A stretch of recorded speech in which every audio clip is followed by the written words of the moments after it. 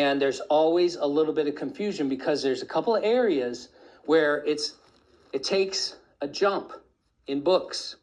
And the biggest confusion was in Abraham's father's age when he was born, because you can count it right to Terah, Abraham's father. But once you get past him, now all of a sudden there's this big gap of time we don't know, because Abraham was not the first son. And so Terah started having sons in 1948 from Adam. So that 1948, and then from Jesus, 1948 years later, Israel starts having sons. You know, that part is perfect, because Abraham's brothers would marry into and become part of Israel too. So that is still significant, but that wasn't the year Abraham was born. So here comes this video. This guy not only catches all this, but again, instead of just jumping to the large number of 960 something years from the time of Solomon to this, he went, get this, to 2 Chronicles, okay, where, you know, this is the book that Ahasuerus said, hey, read me something really boring to help me go to sleep. So they pulled out the book of the Chronicles.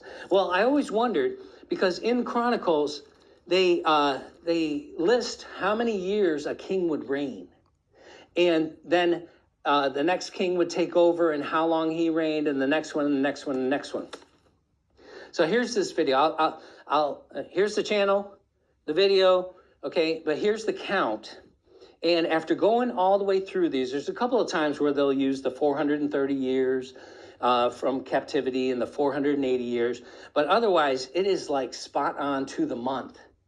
And he figured out the confusion about Solomon's temple and the 7 years and 6 months that the temple was being built. And then when he gets to some of the reigns of some of the kings, it was only 3 months for 2 of them. So 7.5 years is 7.5, and then 3 months would be 0.25.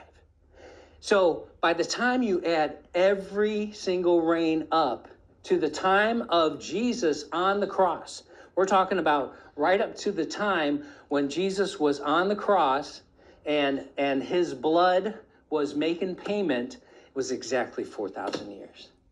So I was like, okay, now finally we know for sure that the year of the cross is 32 AD.